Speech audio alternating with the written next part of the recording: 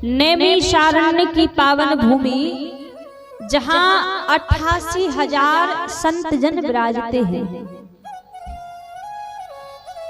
और जो बड़े बड़े संत नैमिषारण्य की भूमि में बैठते हैं, हजार हजार वर्ष लंबी आयु है। कोई संत की आयु 1000 वर्ष की है, किसी संत की आयु एक कल्प जिनके सामने बीत गए, इतनी बड़ी बड़ी आयु के संत वहां विराजते हैं। एक दिन क्या हुआ, 20 वर्षीय सूत जी महाराज का वहां पर आगमन हुआ। सूत जी कौन है? सूत जी हैं वेद व्यास जी के शिष्य। सूत जी की आयु केवल मात्र 20 वर्ष की है। और जब सूत जी का वहां पर आगमन हुआ, जब सूत जी वहां पर पहुंचे, तो जितने भी बड़े बड़े संत वहां विराजते हैं, वो सभी संत सूत जी को देखकर खड़े हो गए, उनका सम्मान करने लगे। जब सूत जी का सम्मान करने लगे, तो सूत जी को अपने मन में संकोच लगा कि मैं तो इनके सामने एक छोटा सा बालक हूं, और ये तो इतनी बड़ी बड़ी आयु के संत हैं, ये मेरा सम्मान क्यों कर रहे हैं? मन में संकोच लगने लगा। तो सूत जी ने पूछ लिया, भगवान, मैं तो आपके सामने केवल मात्र एक छोटा सा बालक हूं, आप इतने बड़े बड़े संत हैं, आप मेरा सम्मान क्यों कर रहे हैं? तो उन संतों ने जवाब दिया कि हे सूत जी महाराज, शास्त्र कहता है, धन वृद्धा बल वृद्धा आयुर वृद्धा से तथैव चा ते सर्वपि ज्ञानम किंकरा शिष्य किंकरा। शास्त्र कहता है कोई व्यक्ति धन में बड़ा होता है, तो ऐसे ही कोई व्यक्ति बल में बड़ा होता है। फिर कहा आयुर वृद्धा से तथैव चा, ऐसे ही कोई व्यक्ति आयु में बड़ा होता है, लेकिन वास्तव में ये बड़े नहीं कहलाते। फिर कहा बड़ा कौन है? कहा ते सर्वपि ज्ञानम, जो ज्ञान में बड़ा है, बड़ा वही कहलाता है। तो उन सभी संतों ने कहा कि हम तो केवल मात्र आपसे आयु में बड़े हैं, लेकिन आप हमसे ज्ञान में बड़े हैं, हम इसलिए आपका सम्मान कर रहे हैं। और तुरंत ही प्रश्न कर दिया, अज्ञान ध्वंत विद्वंसम कोटि सूर समप्रभा सूताख्याहि कथा सारम मम कर्ण रसायनम। तुरंत प्रश्न कर दिया कि महाराज, हमारे मन में जो अज्ञान रूपी अंधकार भरा हुआ है, इस अज्ञान रूपी अंधकार को मिटाने के लिए आप हमें कोई ऐसी कथा श्रवण कराइए, जिस कथा को सुनकर हमारे हृदय में जो अज्ञान भरा हुआ है वो अज्ञान मिट जाए। तुरंत प्रश्न कर दिया। एक बात कहते हैं, कभी भी किसी संत का सानिध्य प्राप्त हो तो संतों से संसार के प्रश्न नहीं करने चाहिए। संत का क्षण और अन्न का कण प्रयास हो कि ये बर्बाद ना हो। वैसे तो संतों का सानिध्य जब भगवान की कृपा होती है तभी संतों का सानिध्य मिलता है, आसानी से संतों का सानिध्य नहीं मिलता। और जब कभी जीवन में संतों का सानिध्य मिले तो उनसे संसार के प्रश्न नहीं करने चाहिए। संतों के निकट तो केवल मात्र हमारा एक ही प्रश्न होना चाहिए कि हमें भगवान की भक्ति कैसे प्राप्त होगी, भगवान का प्रेम हमारे जीवन में कैसे आएगा। केवल एक ही प्रश्न करना चाहिए। संतों से दुनिया के व्यर्थ के प्रश्न नहीं करने चाहिए। आज जब सूत जी महाराज से प्रश्न किया शौनक ऋषियों ने कि आप हमें कोई ऐसी कथा सुनाइए जिस कथा को सुनकर हमारा मन भगवान के चरणों में लग जाए। सूत जी महाराज प्रसन्न हो गए कि आपने बड़ा अच्छा प्रश्न किया है। वास्तव में हमारा जीवन है क्या? केवल मात्र खाने कमाने सोने के लिए हमें ये जीवन नहीं मिला है कि पैसा कमा लिया, पेट भरण कर लिया, रात्रि में सो गए, ऐसे ही जीवन बीत गया और अंत समय ऐसा आया, बुढ़ापा ऐसा आया कि भैया सोते ही सोते चले गए। तो केवल मात्र खाने कमाने के लिए जीवन थोड़ी ना मिला है। ये जीवन मिला है भगवान का भजन करने के लिए, प्रभु को याद करने के लिए ये जीवन मिला है। सूत जी महाराज कहते हैं कि हमारा जीवन है क्या? काल व्याल मुख ग्रास त्रास निर्नाश हेतवे श्रीमद् भागवतम शास्त्रम कलौ कीरेण भासितम। हमारा जीवन क्या है? हमारा जीवन काल के मुख में हमारा जीवन है। मान लीजिए एक बहुत बड़ा सर्प है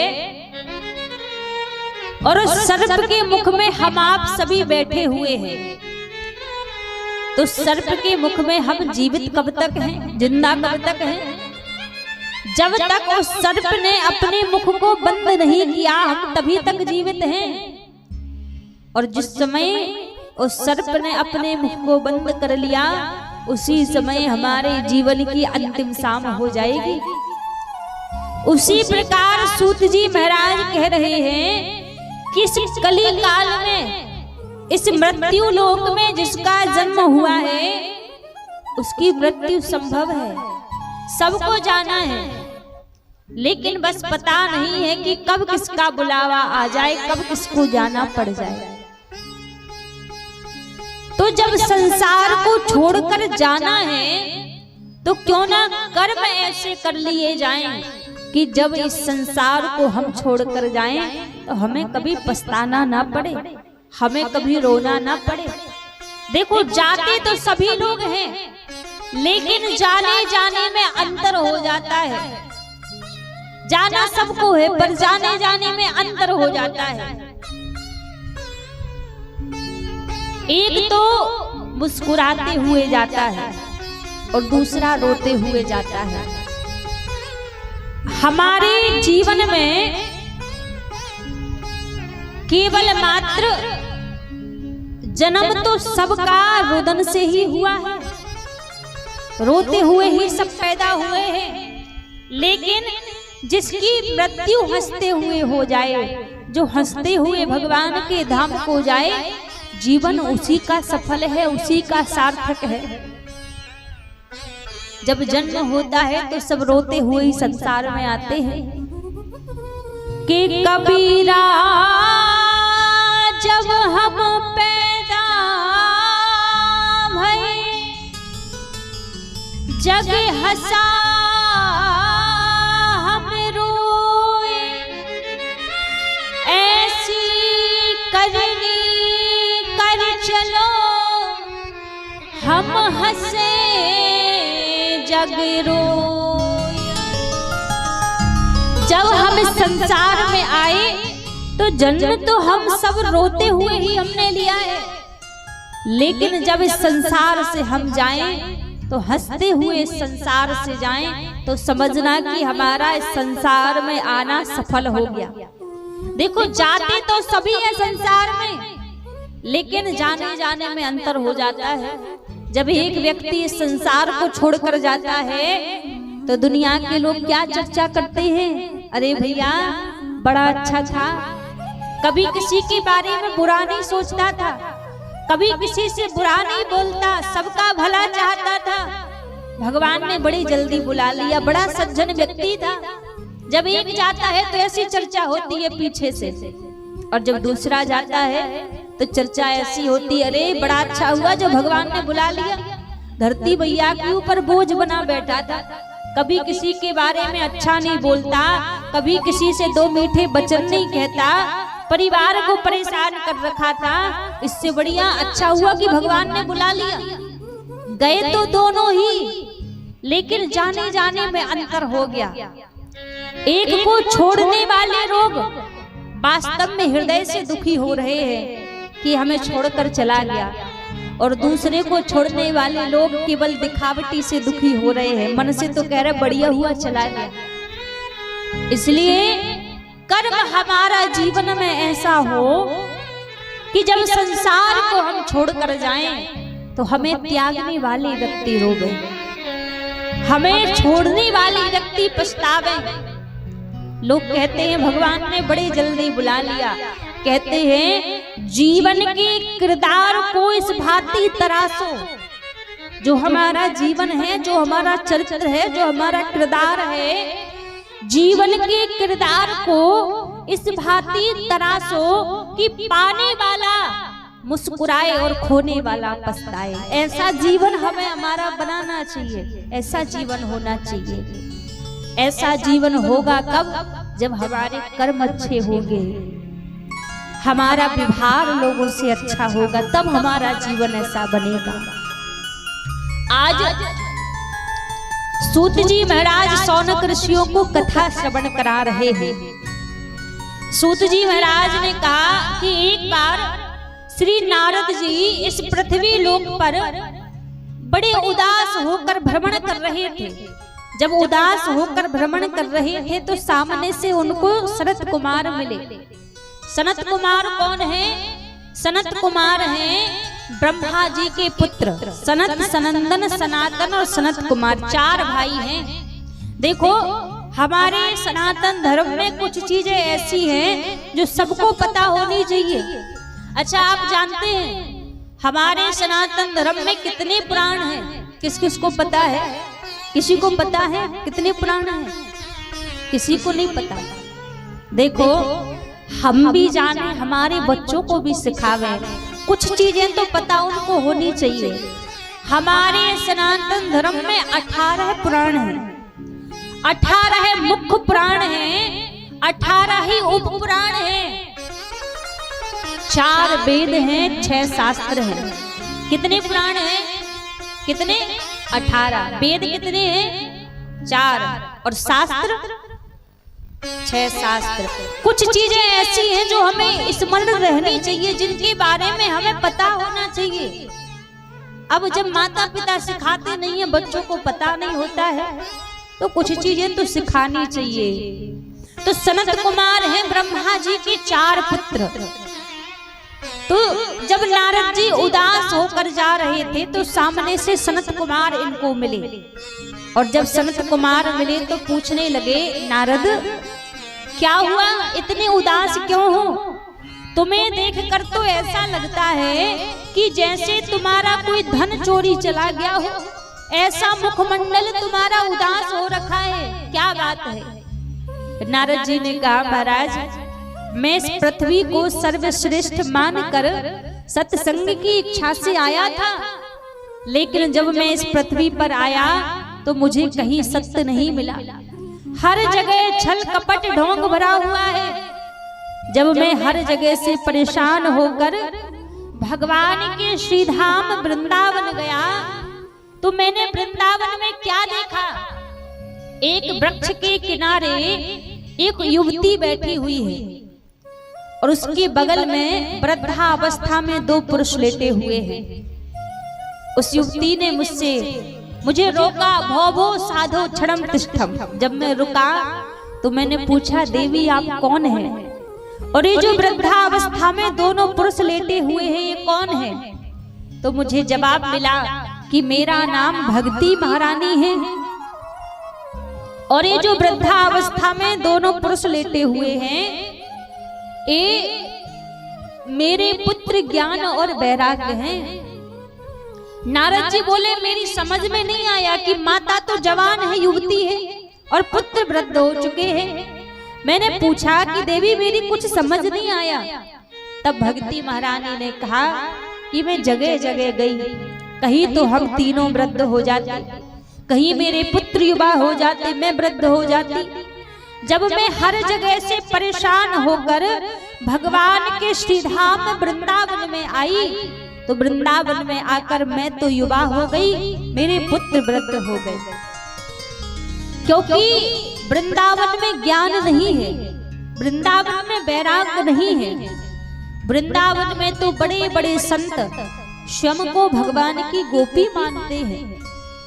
तो भगवती महारानी वृंदावन में आके युवा हो गई और ज्ञान और वैराग्य वृद्ध हो गए। भगवती महारानी बोली महाराज आप मेरे दुखों को दूर कीजिए, मेरे कष्टों को दूर कीजिए। नारद जी ने कहा आप चिंता ना करो, मैं आपके दुखों का निवारण करूंगा। नारद जी ने वेदों का पाठ किया, गीता का पाठ किया, फिर भी ज्ञान और वैराग्य का बुढ़ापा दूर नहीं हुआ।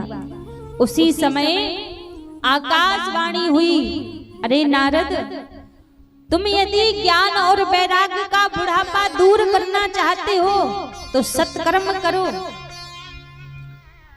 अब नारद जी सनत कुमारों से कहने लगे महाराज मैं जगह जगह गया और जगह जगह जाकर मैं सत्कर्म की खोज कर रहा हूँ। मुझे ज्ञात नहीं है कि संसार में सबसे बड़ा सत्कर्म कौन सा है। अब मैं आपके पास आया हूँ, आप बताइए कि संसार में सबसे बड़ा सत्कर्म क्या है। नारद ने कहा, सनत कुमारों ने कहा नारद इस संसार में सबसे बड़ा सत्कर्म एक ही है। सत्कर्म सोच को नूनम ज्ञान यज्ञ स्मृतो बुधै श्रीमद् भागवती वार्ता सूतु गीत सुकादिभी। संत कुमार बोले नारद इस संसार में सबसे बड़ा सत्कर्म है भागवत की कथा करो, भागवत की कथा को सुनाओ। नारद जी ने कहा महाराज जब मैंने वेदों का पाठ किया, वेदों का पाठ करने पर जब ज्ञान और वैराग्य का बुढ़ापा दूर नहीं हुआ तो क्या केवल मात्र एक भागवत की कथा से ज्ञान और वैराग्य का बुढ़ापा दूर हो जाएगा। सनत कुमारों ने समझाया कि नारद वेद वृक्ष है और उन्हीं वृक्षों का पका हुआ फल श्रीमद् भागवत की कथा है। जो स्वाद एक वृक्ष में नहीं होता वो स्वाद उसके फल में होता है। तो कहा भागवत की कथा श्रवण कराओ। नारद जी ने बात मानी। सनत कुमार थे बद्रीनाथ में और भक्ति महारानी है वृंदावन में। यहाँ से भक्ति महारानी को बुलाया और यहाँ से सनत कुमार आए। बीच में हरिद्वार की पावन भूमि गंगा जी के किनारे बट वृक्ष के नीचे सनत कुमारों ने भगवान की कथा को कहना प्रारंभ कर दिया। और जब भगवान की कथा को कहना प्रारंभ कर दिया तो बीच में ही नारद जी ने प्रश्न कर दिया। नारद जी कहने लगे महाराज एक बात बताओ, यदि कोई धर्मात्मा व्यक्ति, कोई पुण्यात्मा व्यक्ति भागवत की कथा को सुने और भागवत की कथा को सुनकर मुक्त हो जाए तो कोई बड़ी बात नहीं है, क्योंकि वो पुण्यात्मा है, वो धर्मात्मा है। क्या कोई पापी व्यक्ति भी भागवत की कथा को सुनकर मुक्त हो सकता है? सनत कुमारों ने कहा नारद आप तो पापी व्यक्ति की बात कर रहे हैं, मैं तो यहाँ तक कहता हूँ कि जिस व्यक्ति ने पूरे जीवन भर कोई अच्छा काम ना किया हो, काम क्रोध की अग्नि में जलता रहा हो, मरने के बाद प्रेत बन जाए और प्रेत बनकर भी यदि भागवत की कथा सुन ले तो भी वो मुक्त हो जाता है। नारद जी बोले महाराज ये बात मेरी समझ में नहीं आई।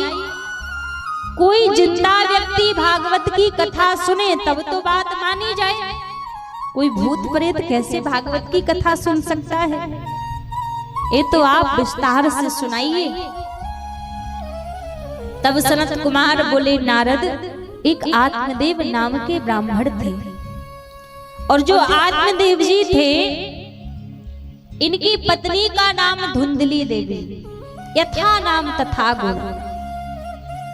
आत्मदेव जी तो बड़े ही विद्वान थे, बड़े ही ज्ञानी थे, लेकिन इनकी पत्नी बिल्कुल इनके अनुरूप थी।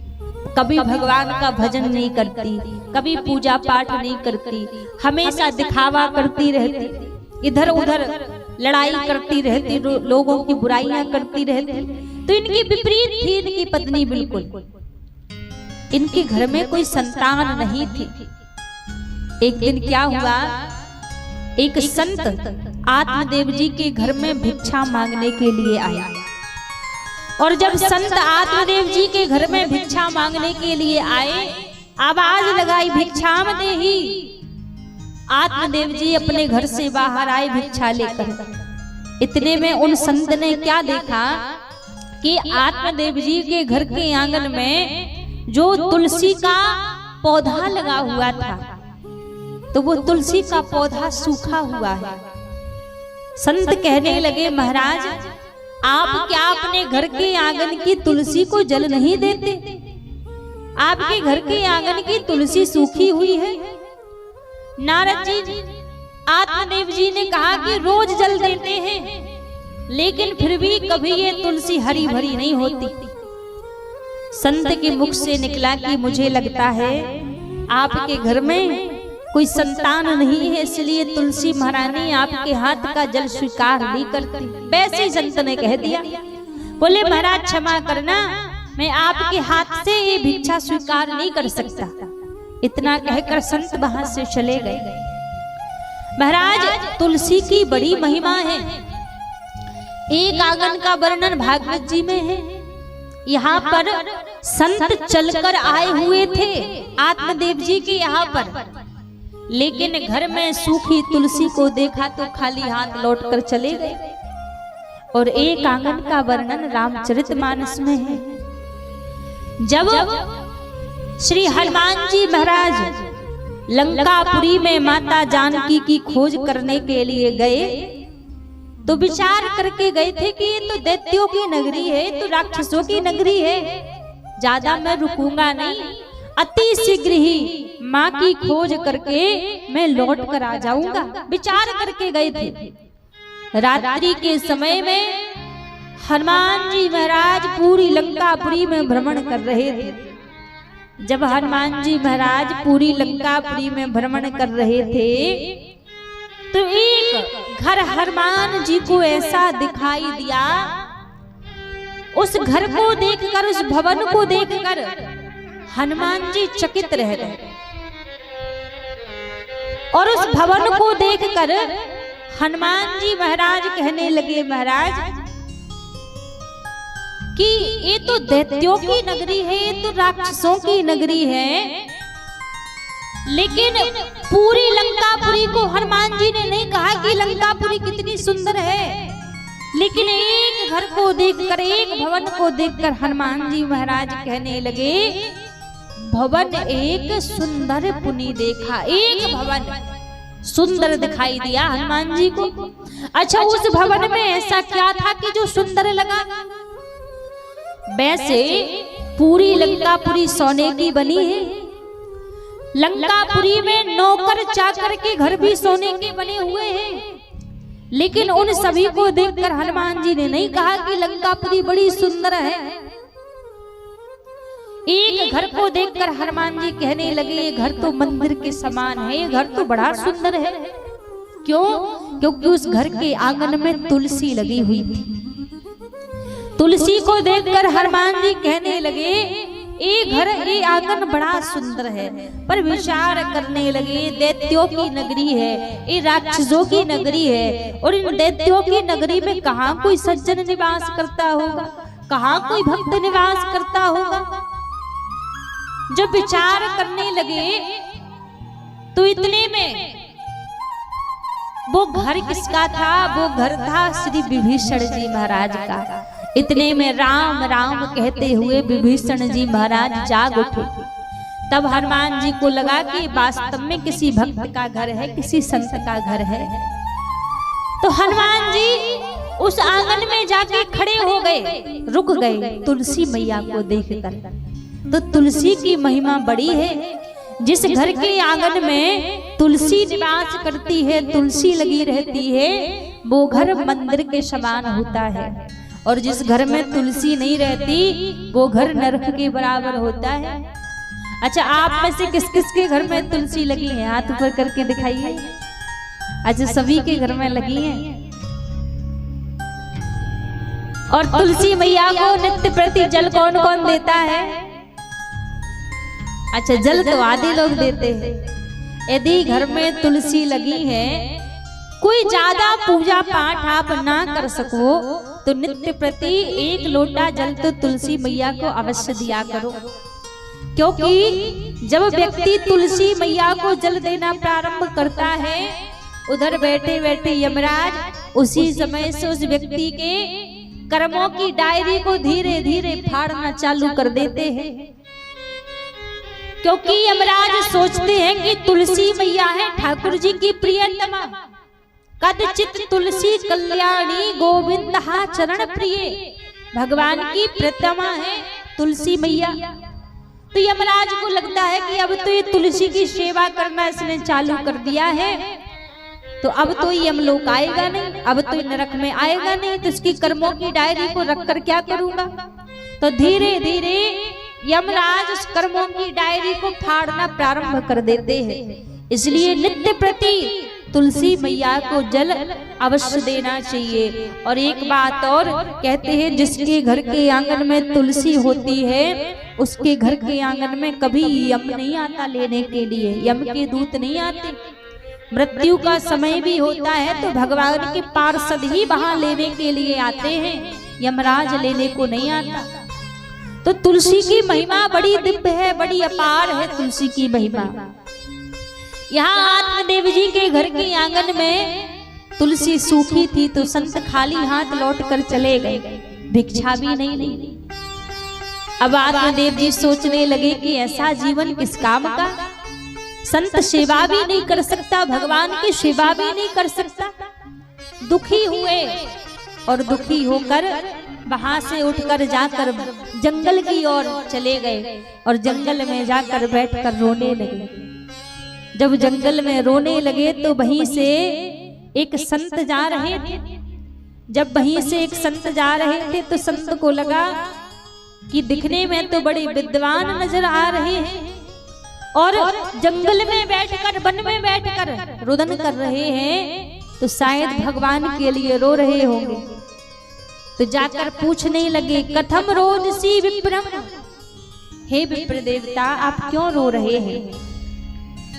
आत्मदेव जी ने कहा, महाराज पूर्व के जन्म के पाप ज्यादा हो चुके हैं, उन पापों के फल को भुगत रहा हूं इसलिए रो रहा हूं। संत बोले, साफ साफ बताओ क्या बात है, क्यों रो रहे हो? आत्मदेव जी ने कहा, महाराज मेरे घर में कोई संतान नहीं है और मुझे संतान चाहिए, मैं संतान के लिए रो रहा हूं। संत ने समझाया कि महाराज इस संतान की कामना ना करो, ये केवल मात्र एक अज्ञान है। यदि इतनी ही ममता संतान के प्रति है, इतना ही प्रेम है, तो भगवान को अपना पुत्र मान लो। दुनिया की संतान भले ही आपका साथ छोड़ दे, पर यदि भगवान को अपना पुत्र मान लोगे तो भगवान कभी साथ नहीं छोड़ेंगे। और संत ने कहा, आप विचार करो, आपके घर एक पुत्र हो गया और वो पुत्र होने के बाद कुछ दिन जीवित रहा, फिर जाके मृत्यु को प्राप्त हो गया, तो आप कितने दिन रुदन करोगे? 2 दिन, 4 दिन, 2 महीने, 4 महीने, 6 महीने, इससे ज्यादा फिर कोई नहीं रोता है महाराज, सब भूल जाते हैं। और यदि पुत्र होने के बाद कुपुत्र निकल आया तो 2-4 दिन नहीं, 2-4 महीने नहीं, पूरे जीवन पर्यंत रुलाएगा। इसलिए पुत्र की कामना का त्याग कर दो। आत्मदेव जी रोने लगे, नहीं मुझे स्वयं का पुत्र चाहिए। जब रुदन करने लगे तो संत को दया आ गई, एक फल दे दिया, कहा ये फल जाकर अपनी पत्नी को खिला देना, सुंदर पुत्र का जन्म होगा।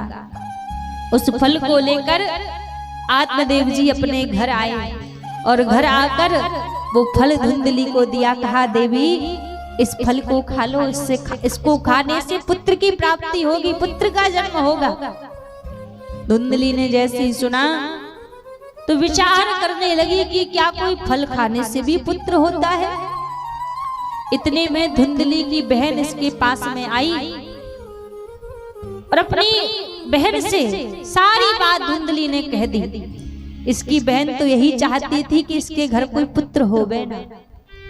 कह दिया कि अरे फल खाने से कोई पुत्र नहीं होता है, तुम चिंता ना करो, मैं अभी गर्भवती हूँ और मेरे गर्भ से जो बालक जन्म लेगा मैं रातों रात लाके तुम्हें दे जाऊंगी, तुम मुझे थोड़ा धन दे देना, मैं अपने पति को समझा दूंगी।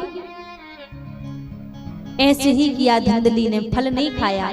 आत्मदेव जी से झूठ बोल दिया कि अरे मैंने वो फल खा लिया और मुझे वो फल खाने से बड़ा फायदा है, बड़ा लाभ है। नाटक करने लगी आत्मदेव जी के सामने और वो फल जाकर गाय को खिला दिया। समय आया, इसकी बहन के घर एक पुत्र ने जन्म लिया।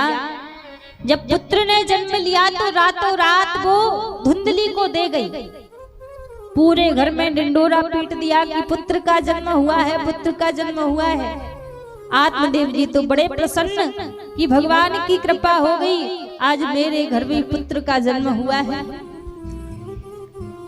लेकिन महाराज जिस गाय को वो फल खिलाया था, कुछ समय बाद उस गाय ने भी एक पुत्र को जन्म दिया।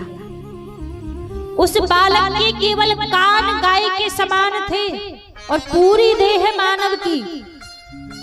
गैया जैसे कान थे, मानव जैसी देह, दुनिया अचरज कर रही, हरी माया तो देख। भगवान की माया देखो कि एक गाय ने एक मानव को, एक इंसान के पुत्र को जन्म दिया। अब तो आत्मदेव जी बड़े प्रसन्न कि भगवान ने दो दो पुत्र मुझे दे दिए। दोनों का नामकरण किया। जो मोल का पुत्र लिया था उसका नाम धुंधकारी रखा और गाय के पुत्र का नाम गोकर्ण रखा। धीरे धीरे दोनों बड़े होने लगे। धुंधकारी अपनी माँ का लाडला था, माँ के लाड़ प्रेम में बिगड़ गया, मंदरा पान करने लगा, मांस का सेवन करने लगा। गोकर्ण जी महाराज तो संत की प्रसादी थे, वो हृदय से ही बड़े ज्ञानी थे, बड़े विद्वान थे। एक दिन आत्मदेव जी ने क्या किया, धुंधकारी को अपने पास बुलाया और पास में बुलाकर समझाने लगे कि बेटा देख, हमें ब्राह्मण कुल में जन्म मिला है, मानव का शरीर भगवान ने दिया है, तू मांस का सेवन करता है, तू मंदरा पान करता है, ये महापाप लगता है, इसका त्याग कर दे। और जैसे ही समझाया तो आत्मदेव जी के ऊपर चिल्लाने लगा, अरे आप कुछ नहीं जानते, मैं जो भी करता हूँ सब अच्छा करता हूँ, मुझे मत रोका करो। चिल्लाकर वहां से चला गया। और जब अपने पिताजी के ऊपर चिल्लाकर वहां से गया, आज आत्मदेव जी अपने घर में बैठकर रो रहे हैं। और आज संत की बात याद आ रही है कि संत ने कहा था, पुत्र होने के बाद यदि कुपुत्र निकल आया तो जीवन भर रुलाएगा। आज वही हुआ, पुत्र तो हुआ लेकिन कुपुत्र निकल आया। अपने घर में बैठकर रुदन कर रहे थे, रो रहे थे। उसी समय वहां पर गोकर्ण जी महाराज आए और गोकर्ण जी आकर पूछने लगे, पिताजी आप क्यों रो रहे हैं, क्या बात है? आत्मदेव जी कहने लगे, मेरे पुत्र धुंधकारी ने मेरे स्वर्ग जैसे घर को नरक बना के रख दिया है। मेरी कोई बात नहीं मानता, मैं करूं तो क्या करूं? गोकर्ण जी ने कहा कि पिताजी यदि आप मेरी बात मानो तो सबसे पहले मेरा मेरा कहना बंद कर दो। मेरा पुत्र, मेरा घर, मेरी बात नहीं मानता, क्योंकि इस संसार में कोई हमारा नहीं है। हम जिसको भी अपना अपना कह ले, कोई हमारा नहीं है। ये संसार के रिश्ते, ये संसार के संबंध केवल मात्र यहीं तक के लिए हैं। संसार वाले साथ कितना देते हैं। साथी है गंग मित्र के जल सिंधु पान तक, अर्धांगिनी चलेगी केवल मकान तक, परिवार के चलेंगे बस शमशान तक, बेटा भी साथ देगा तो अग्निदान तक। इतना संसार का साथ है। पत्नी कहाँ तक जाएगी? घर के द्वार तक पत्नी साथ में जाएगी। रिश्तेदार, यार, दोस्त कहाँ तक जाएंगे? शमशान तक साथ में जाएंगे। और आपका अपना खून, आपका पुत्र, बेटा भी कहाँ तक आपका साथ देगा? केवल मात्र अग्निदान तक आपका पुत्र आपका साथ देगा। इतना ही संसार का साथ है, इससे ज्यादा कोई साथ नहीं देता है। और जिस शरीर का अभिमान करते हो ना कि मेरा शरीर, मैं कितना सुंदर हूँ, इस संसार में हमारे देह के साथ होता क्या है? इस संसार की केवल 3 ही गति होती है। यदि जला दोगे शरीर को तो राख बन जाएगा, फेंक दोगे तो गीदड़ खा जाएंगे, और जमीन के अंदर गाड़ दोगे तो कीड़े खा जाएंगे। चौथी, इस शरीर की कोई गति नहीं होती।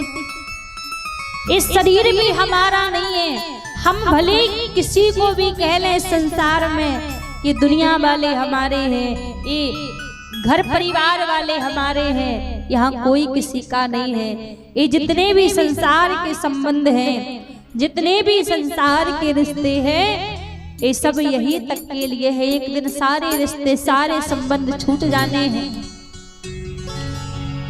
हो छोड़कर संसार जब तू जाएगा, कोई न साथी तेरा साथ निभाएगा। हो छोड़कर संसार जब तू जाएगा, कोई न साथी तेरा साथ निभाएगा। छोड़कर संसार जब तू जाएगा, कोई न साथी तेरा साथ निभाएगा। ओ छोड़कर संसार जब तू जाएगा, कोई न साथी तेरा साथ निभाएगा।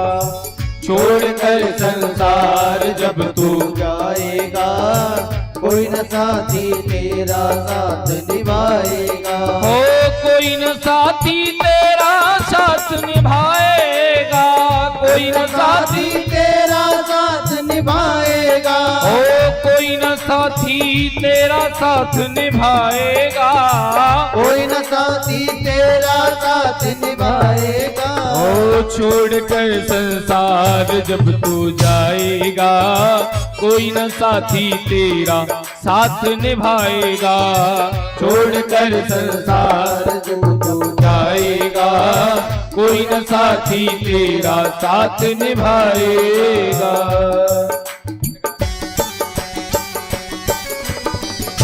भक्तवत्सल भगवान की जय हो।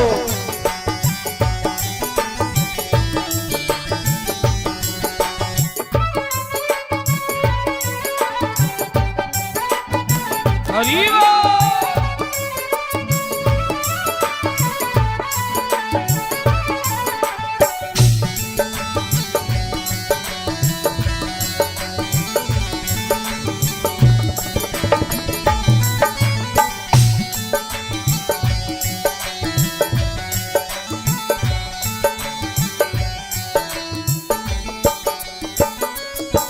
गर प्रभु का भजन किया ना, सत्संग किया ना 2 घड़िया। गर प्रभु का भजन किया ना, सत्संग किया ना 2 घड़िया। ओ गर प्रभु का भजन किया ना, सत्संग किया ना 2 घड़िया। गर प्रभु का भजन किया ना, नयन दो घड़ियां। हो यमदूत पकड़ कर तुझको ले जाएंगे हथकड़ियां, यमदूत लगा कर तुझको ले जाएंगे हथकड़ियां। कौन छुड़ाएगा, कौन छुड़ाएगा, कोई न साथी तेरा साथ निभाएगा। छोड़कर संसार जब तू जाएगा, कोई न साथी तेरा साथ निभाएगा।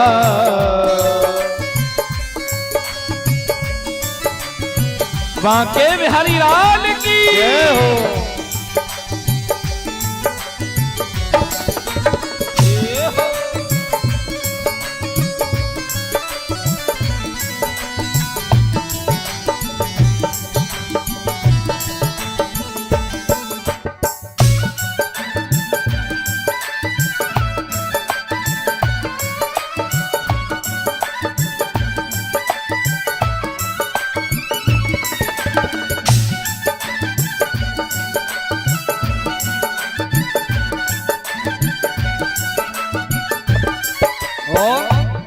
हो इस पेट भरन की खातिर तू पाप कमाता निस दिन, इस पेट भरन की खातिर तू पाप कमाता निस दिन।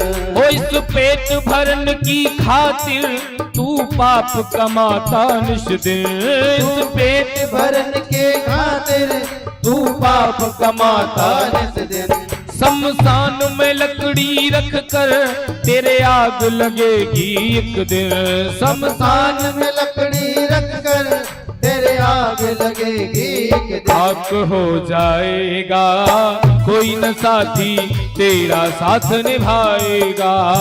छोड़कर संसार जब तू जाएगा, कोई न साथी तेरा साथ निभाएगा। कोई न साथी तेरा साथ निभाएगा, कोई न साथी तेरा साथ निभाएगा। कोई न साथी तेरा साथ निभाएगा, कोई न साथी तेरा साथ निभाएगा। छोड़कर संसार जब तू जाएगा, कोई न साथी तेरा साथ निभाएगा। छोड़कर संसार जब तू जाएगा, कोई न साथी तेरा साथ निभाएगा। रामानंद भगवान की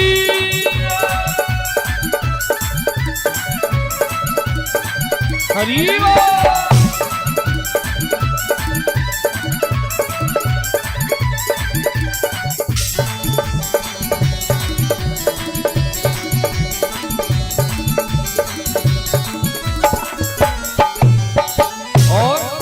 सत्संग की है ये गंगा, तू इसमें लगा ले गोता।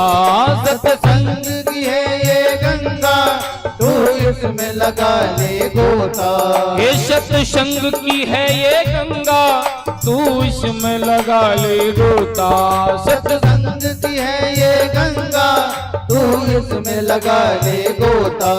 वरना इस दुनिया से तू जाएगा एक दिन रोता। वरना इस दुनिया से तू जाएगा एक दिन रोता। ये आप हम सभी को बड़ा सुनहरा मौका मिला है, भगवान की अति कृपा हुई है जो आप हम सभी को श्रीधाम वृंदावन से पधारी हुई परम पूज्य देवी जी की वाणी में भगवान का गुणानुवाद सुनने को मिल रहा है, भगवान की पावन कथा सुनने के लिए मिल रही है। ये आप हम सभी के बड़ी सौभाग्य की बात है। तो जो मिला है उसे ज्यादा से ज्यादा लाभ उठाना चाहिए। ये भगवान के नाम की गंगा है, एक वो भागीरथी गंगा है और एक ये नाम की गंगा है जिसमें कहा गया है, तुलसीदास जी ने स्वयं कहा है, कलयुग केवल नाम आधारा, सुमिर सुमिर भव उतरहि पारा। तो ये भगवान के नाम की गंगा है जिसने इसमें अपना डुबकी लगाई वह भव पार हुआ है। इसीलिए कहा सत्संग की है ये गंगा, तू इसमें लगा ले गोता। सत्संग की है ये गंगा, तू इसमें लगा ले गोता।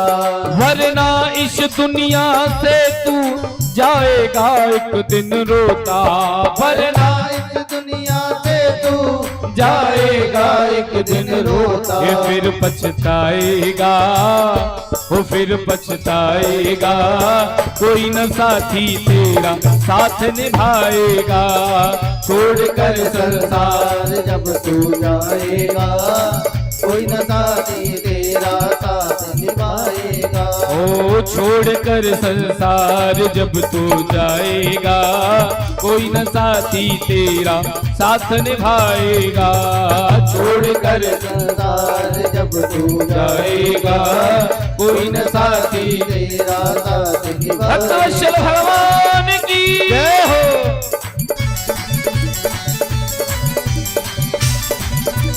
जय हो।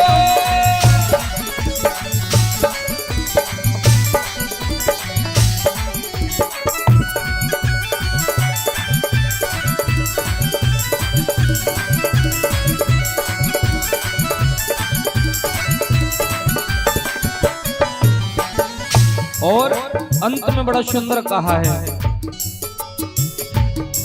क्यों करता मेरा मेरा ये दुनिया रैन बसेरा।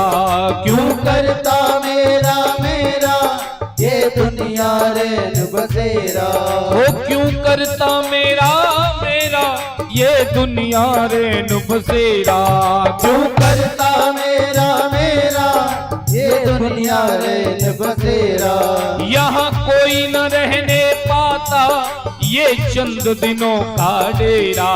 यहाँ कोई न रहने पाता ये चंद दिनों का डेरा। इंसान पूरे जीवन मेरा मेरा करते हुए व्यतीत कर देता है, लेकिन अगर सत्यता को पहचाना जाए तो संसार में कुछ भी अपना नहीं। पूरा जीवन मैं और मेरी के चक्कर में निकाल दिया। लेकिन सत्य यही है कि सबको मुट्ठी बांध कर आए थे और खाली हाथ जाना है।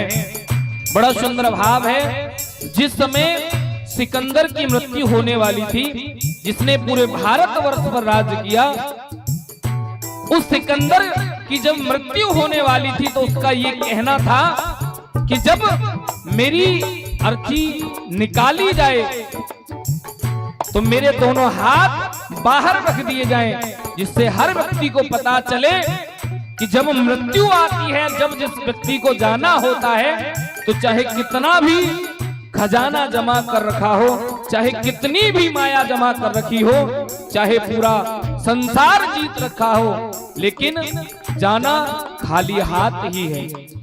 इसीलिए कहा, क्यों करता मेरा मेरा ये दुनिया रैन बसेरा। क्यों करता मेरा मेरा ये दुनिया रैन बसेरा। यहाँ कोई न रहने पाता ये चंद दिनों का डेरा। यहाँ कोई न रहने पाता ये चंद दिनों का डेरा। हंस उड़ जाएगा, कोई न साथी तेरा साथ निभाएगा। छोड़कर संसार जब तू जाएगा, कोई न साथी तेरा साथ निभाएगा। ओ छोड़कर संसार जब तू जाएगा, कोई न साथी तेरा साथ निभाएगा। छोड़कर संसार जब तू जाएगा, कोई न साथी तेरा साथ निभाएगा। जब संसार चंद दिनों का डेरा है, साथ कुछ भी जाने वाला नहीं, तो जाने वाला है क्या? केवल और केवल प्रभु का नाम। एक बार सभी दोनों हाथ उठा करके उसी प्रभु के नाम की कमाई करें। सभी दोनों हाथ रख के बोले, हे बोलो श्री राम जय राम जय जय राम। बोलो श्री राम जय राम जय जय राम। बोलो श्री राम जय राम जय जय राम। बोलो श्री राम जय राम जय जय राम। हे बोलो श्री राम जय राम जय जय राम। बोलो श्री राम जय राम जय जय राम। हे बोलो सीता राम जय सीता सीताराम सीताराम जय सीताराम हे बोलो सीताराम जय सीताराम सीताराम जय सीताराम हाँ बोलो सीताराम जय सीताराम सीताराम जय सीताराम हे बोलो सीताराम जय सीताराम सीताराम जय सीताराम ओ सीताराम जय सीताराम सीताराम जय सीताराम बोले भक्त वत्सल भगवान की जय। श्री बांके बिहारी लाल की जय। जय जय श्री राधे। बोलिए बांके बिहारी लाल की। महाराज कितना भी संसार के लिए हम अपना अपना कह लें, ये संसार मेरा है।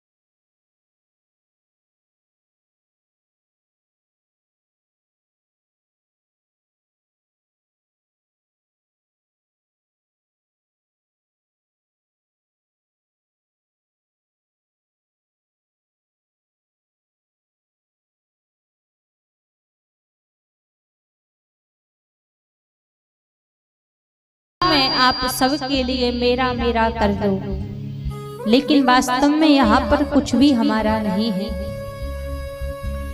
खाली हाथ आए थे, खाली हाथ जाएंगे। ना कुछ लेकर आए थे, ना कुछ लेकर जाएंगे।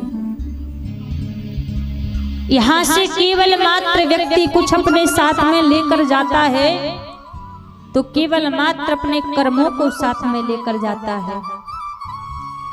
हमने जितने अच्छे बुरे कर्म किए हैं, केवल बस वही कर्म हमारे साथ में जाते हैं।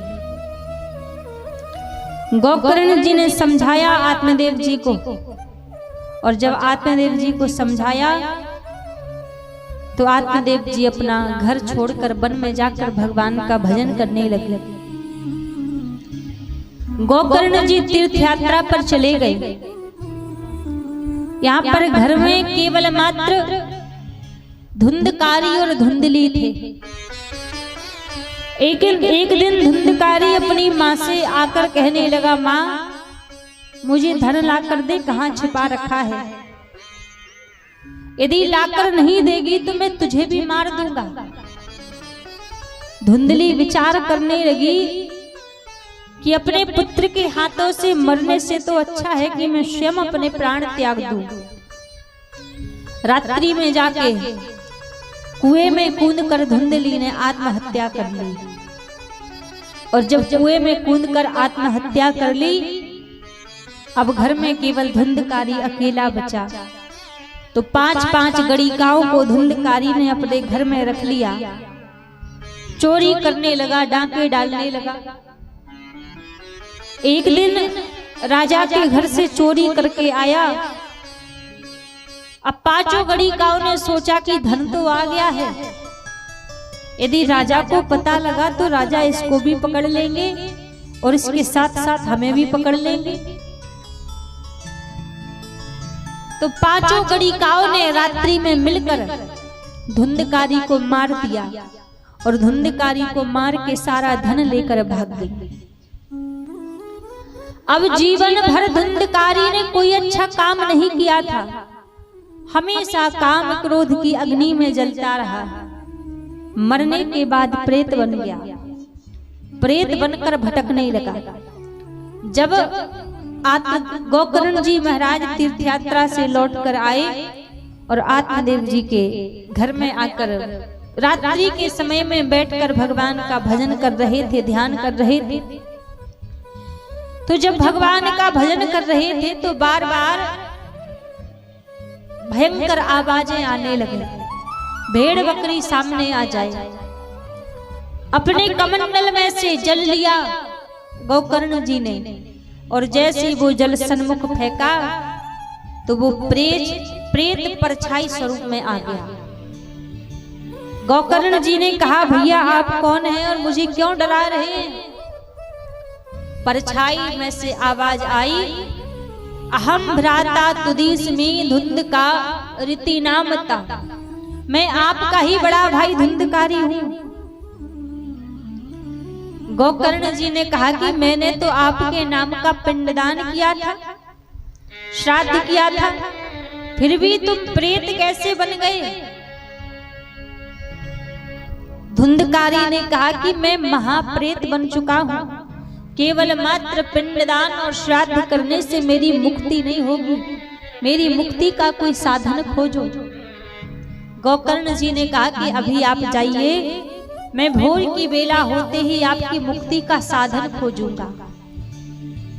जैसे भोर की बेला हुई, सूर्य नारायण भगवान को प्रणाम किया और सूर्य नारायण भगवान को प्रणाम करके तुरंत पूछा कि महाप्रेत की मुक्ति का उपाय बताइए।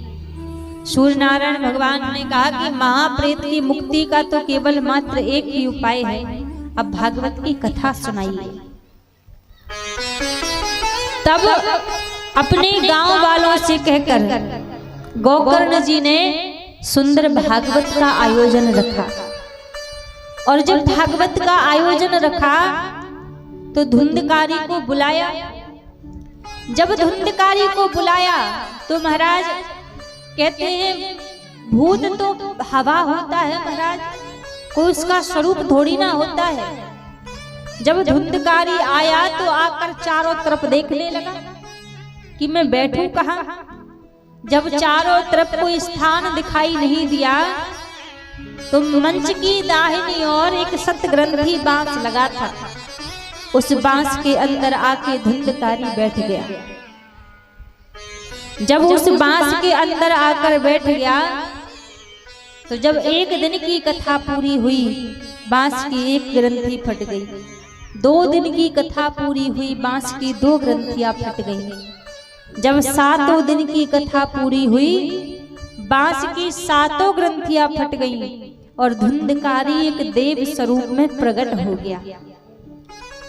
भगवान के धाम से विमान आ गया धुंधकारी को लेने के लिए और जब विमान में बैठकर धुंधकारी जाने लगा तो महाराज गोकर्ण जी पूछने लगे कि कथा तो हजारों लोगों ने सुनी है, विमान एक के लिए क्यों आया? विमान भी सबके लिए आना चाहिए।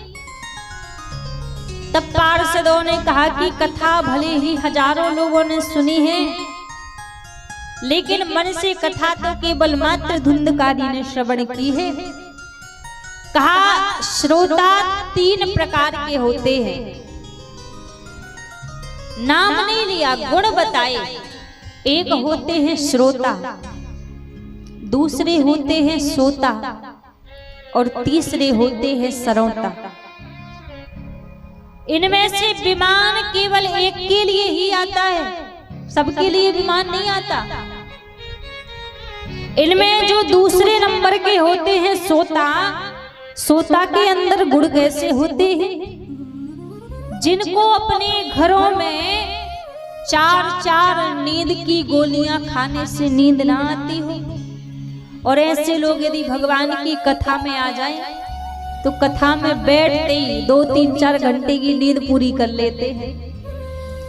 तो जो भगवान की कथा में आकर सो जाए उसके लिए विमान नहीं आता भगवान के धाम से। अच्छा, इसमें और माताओं को बड़ी सुविधा होती है। कैसे? अब भैया डार लियो मैया ने लंबो घूंघट, और लंबो घूंघट डार के थोड़ी ना बगल वाली मैया देख रही है कि आप सो रही हैं कि आप जाग रही हैं। और गलती से कोई पूछ और ले, देख और ले कि सो रही हैं तो तुरंत जगा दे, अरे आप कथा में आकर सो रही हो। तो जवाब भी तैयार रहता है। तुरंत जवाब क्या देती हैं, अरे हम सो थोड़ी ना रहते, वो तो जिन भगवान की कथा चल रही है हम तो नेत्र बंद करके उनका ध्यान कर रहे थे। वो ध्यान पे भी पहुंच जाती है। प्रेम से कहिए राधे राधे। तो सोता के लिए भगवान के धाम से विमान नहीं आता। दूसरे नंबर के है सरौता। सरौता जानते हो किसे कहते हैं? सिपाड़ी काटने वाला। सरौता का काम क्या है? काटना। और सरौता के गुण जिसके अंदर होते हैं, ऐसे लोग कथा में आकर क्या करते हैं? कथा नहीं सुनते भगवान की। जितनी देर भी कथा में बैठेंगे इधर उधर की बात करते रहेंगे। कोई कहेगा महाराज कथा कौन करा रहा है? अब जवाब भी मिल गया। तुरंत दूसरा प्रश्न, कथा में आनंद नहीं आ रहा है। मतलब 2-3 घंटे बैठेंगे तो इधर उधर की बातें करते रहेंगे और बातें करने में भी मन नहीं लगेगा, तो उठकर घर भाग जाएंगे। तो सरौता के लिए भी भगवान के धाम से विमान नहीं आता। विमान आता है श्रोता के लिए, जो 7 दिन नियम पूर्वक भगवान की कथा को श्रवण करे, फिर कथा का चिंतन मनन करे। उसी के लिए अंत में भगवान के धाम से विमान आता है लेने के। अब महाराज देखो, सोता और सरौता भी तो भगवान की कथा में आते हैं, पर वो भगवान की कथा में आकर भी भगवान की कथा को क्यों नहीं सुन पाते? कहते हैं महाराज तुलसीदास जी कहते हैं कि तुलसी पिछले पाप सो हरि चर्चा ना सुहाय, के ऊँगे के लड़ मरे, के उठे घर को जाए। जिनके पूर्व जन्म के पाप ज्यादा हो चुके हैं उनको भगवान की कथा अच्छी नहीं लगती। गलती से यदि भगवान की कथा में आ भी जाएंगे तो आगे या तो सो जाएंगे, और सोएंगे नहीं तो इधर उधर की बात करते करते उठकर अपने घर चले जाएंगे। तो जब भी भगवान की कथा में बैठो बड़े सावधान होकर बैठना चाहिए, क्योंकि जब हम भगवान की कथा सुनते हैं तो हमारे जितने भी पूर्व के पाप हैं उनको हमें छोड़कर जाना पड़ता है। अब विचार करो, किसी को सालों साल से बढ़िया फ्री में रहने के लिए स्थान मिल रहा हो, जगह मिल रही हो, अब अचानक से उसको छोड़कर जाना पड़े तो कौन पसंद करेगा छोड़ना? कोई छोड़ना चाहेगा? कोई छोड़ना नहीं चाहेगा। तो हमारे मन में इन विकारों ने, पापों ने कई जन्मों से स्थान बना रखा है, और जब भगवान की कथा सुनते हैं तो उसको फिर छोड़कर जाना पड़ता है। तो वो चाहते हैं कि भगवान की कथा सुने ही नहीं। एक कथा नहीं सुनेंगे तो हमें छोड़कर नहीं जाना पड़ेगा, क्योंकि कल भी कहा था ना कि भगवान की कथा हर एक व्यक्ति नहीं सुन पाता। हर एक व्यक्ति के बस की बात नहीं है कि भगवान की कथा सुने। ये जो स्थान है यहाँ पर आने में बड़ी कठिनाई होती है। हर व्यक्ति यहाँ पर नहीं आ सकता। आप विचार कर लो, आज यदि यहाँ पर कोई नाच गाना हो रहा होता तो आप सोचो यहाँ पर थोड़ी बहुत भी जगह बचती? इतनी सी भी जगह नहीं बचती खड़े होने के लिए। तो भगवान की कथा में हर एक व्यक्ति नहीं आ पाता है। पाप वाले स्थान पर तो हजारों लोग चले जाएंगे, पर जहाँ सत्कर्म हो रहा हो, भगवान का नाम लिया जा रहा हो, भगवान की चर्चा हो रही हो, वहां हर व्यक्ति नहीं आ पाता। क्योंकि मानस में बाबा तुलसीदास जी लिखते हैं, इस स्थान पर कब व्यक्ति आता है और आने में कठिनाई कितनी आती है। आबत ते ही सन अति कठिनाई, आबत ते ही सन अति कठिनाई, आबत ते ही सन अति कठिनाई, आबत ते ही सन अति कठिनाई, राम कृपा बिनु आई न जाई, राम कृपा बिनु आए न जाई, आबत ते ही सन अति कठिनाई, आबत ते ही सन अति कठिनाई, राम कृपा बिनु आई न जाई, राम कृपा बिनु आई न जाई। इस स्थान पर आने में कठिनाई तो बहुत होती है। आवत ते सन अति कठिनाई, आने में कठिनाई है, लेकिन जब भगवान की कृपा हो जाए तो वही कठिनाई सरलता में बदल जाती है। राम कृपा बिनु आई ना जाई। जब भगवान की कृपा हो तो कब व्यक्ति यहाँ पर चल के आ जाए कोई पता नहीं चलता है।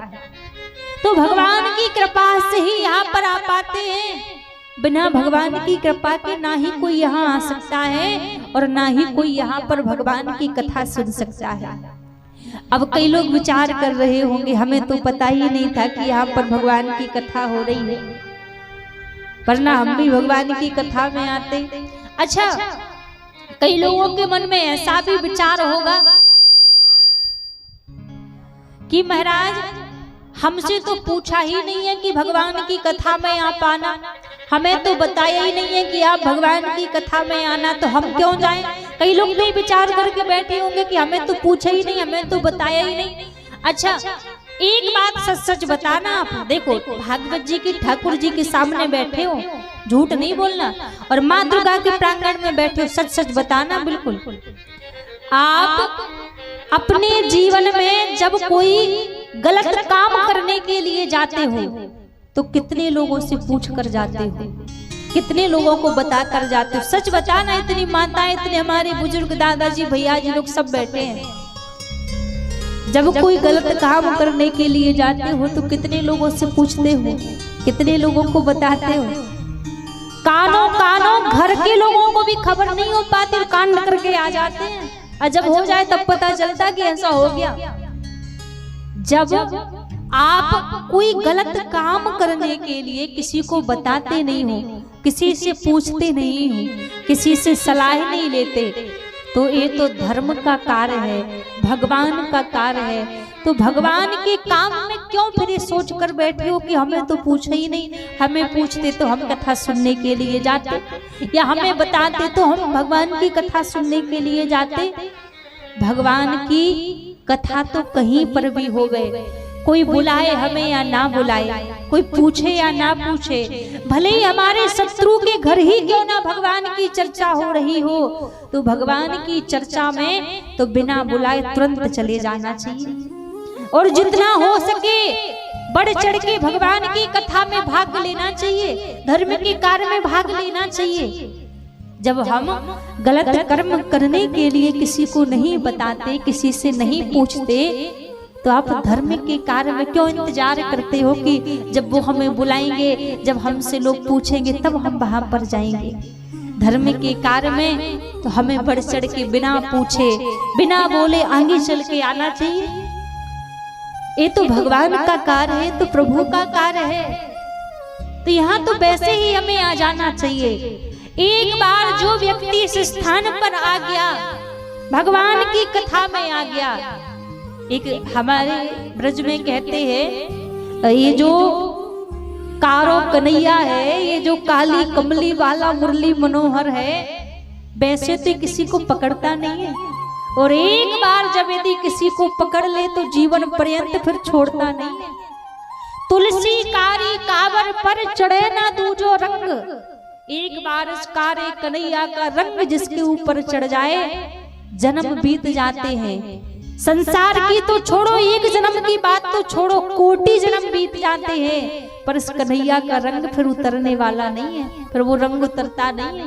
एक बार इसके ऊपर प्रभु की भक्ति का रंग चढ़ जाए। और वास्तव में देखो, सार भी भगवान की भक्ति में ही है। ये संसार उतना ही है जितना हम देख रहे हैं, उतना ही हमारे लिए है, इसके आगे कुछ नहीं है संसार। इसके आगे तो जो है केवल भगवान का नाम है, भगवान की भक्ति है, और कुछ नहीं है।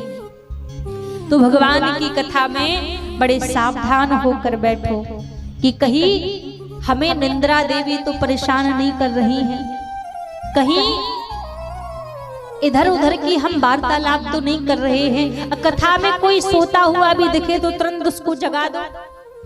कोई हमें दिख रहा है कि भैया ये सो रहे या नींद आ रही, तुरंत उसको सावधान कर दो कि वो भी भगवान की कथा से वंचित ना हो पाए, वो भी भगवान की कथा को सुने।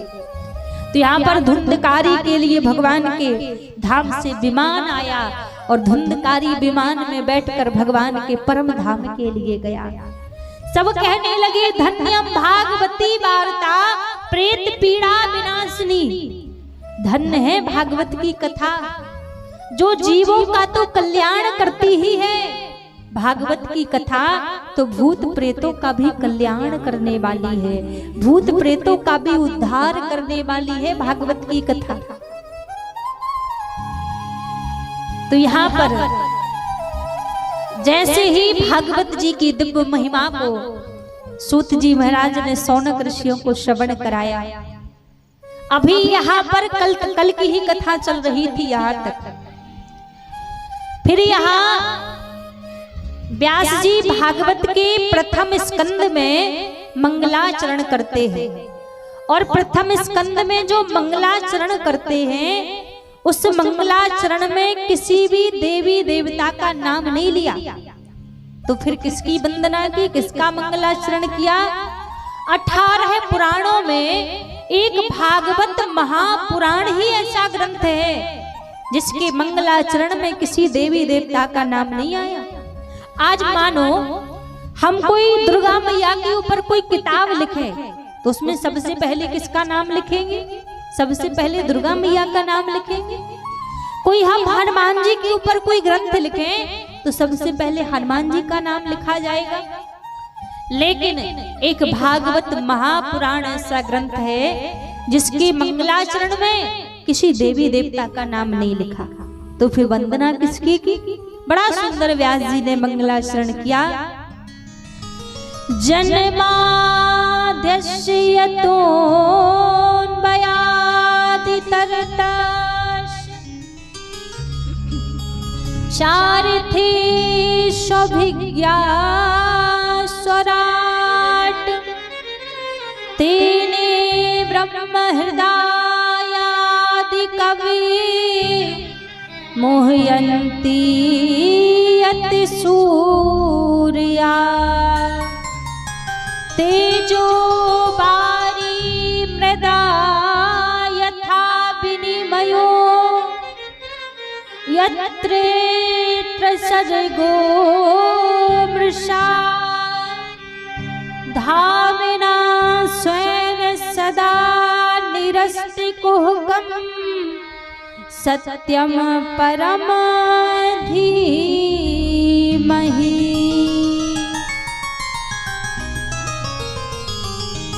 भागवत जी के मंगलाचरण में व्यास जी ने मंगलाचरण किया और उस मंगलाचरण में वंदना किसकी की?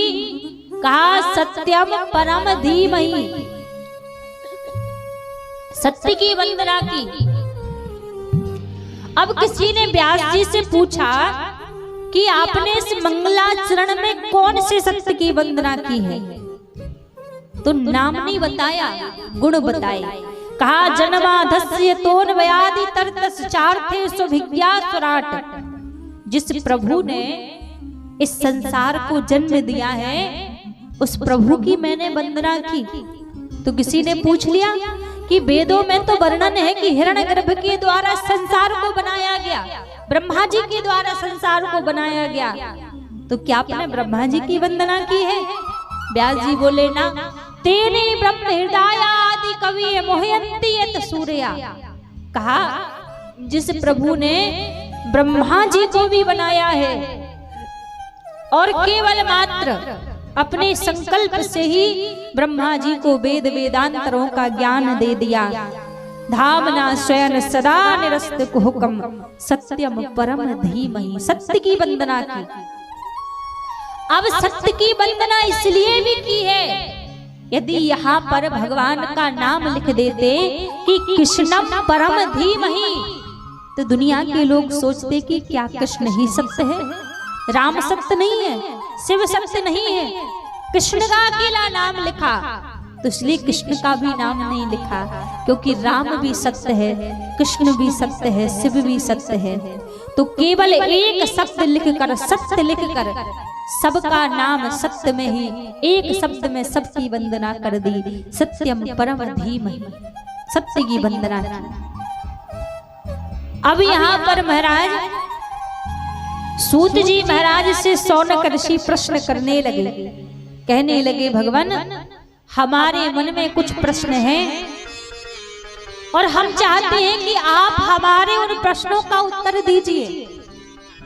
और जो प्रश्न शौनक ऋषियों ने सूत जी से किए हैं, ये सभी प्रश्न हम आपके हृदय में भी आते हैं। शौनक ऋषियों ने पहला प्रश्न सूत जी से किया कि मानव के लिए सबसे बड़ा धर्म क्या है? क्या रोज पूजा पाठ करना धर्म है? क्या रोज मंदिर जाना धर्म है? सबसे बड़ा धर्म क्या है? पहला प्रश्न किया। फिर दूसरा प्रश्न किया कि देवता श्रेष्ठ कौन है? कोई कहता राम जी श्रेष्ठ है, कोई कहता हनुमान जी श्रेष्ठ है, कोई कहता कन्हैया श्रेष्ठ है, तो देवता श्रेष्ठ कौन है? फिर तीसरा प्रश्न किया कि भगवान के अवतार कितने हैं? और चौथा प्रश्न किया कि वक्ता श्रेष्ठ कौन है? और छठवां प्रश्न किया कि जब भगवान इस धराधाम को छोड़कर गए तो धर्म किसकी शरण में गया? ये 6 प्रश्न शौनक ऋषियों ने सूत जी महाराज से किए। सूत जी कहने लगे कि हम आपके प्रश्नों के उत्तर तो देंगे, लेकिन उससे पहले हम श्री सुखदेव जी महाराज का ध्यान कर लें। शौनक ऋषि पूछने लगे भगवान आप बार बार सुखदेव जी का नाम लेते हैं, सुखदेव जी कौन है? तो सूत जी महाराज शौनक ऋषियों को सुखदेव जी के जन्म की कथा श्रवण कराने लगे। एक बार गोलोक धाम में किशोरी श्री राधा रानी की गोदी में एक नन्हा सा तोता खेल रहा था। वो नन्हा सा तोता जब खेल रहा था तो राधा रानी उस तोते से बोली कि बेटा आप संसार में जाओ और जाकर जन जन में भागवत का प्रचार करो। तो वो नन्हा सा तोता कहने लगा माँ संसार में जाते ही विष्णु की माया पकड़ लेती है, भगवान की माया बड़ी प्रबल है, किसी को नहीं छोड़ा भगवान की माया ने, मैं संसार में नहीं जाऊंगा। राधा रानी ने वचन दिया कि मैं आपको वचन देती हूँ आपके ऊपर विष्णु की माया का कोई असर नहीं होगा। जब राधा रानी ने वचन दिया तो वो नन्हा सा तोता राधा रानी से वचन लेकर मृत्यु लोक में आया और आकर एक पक्षिणी के गर्भ में स्थापित हो गया।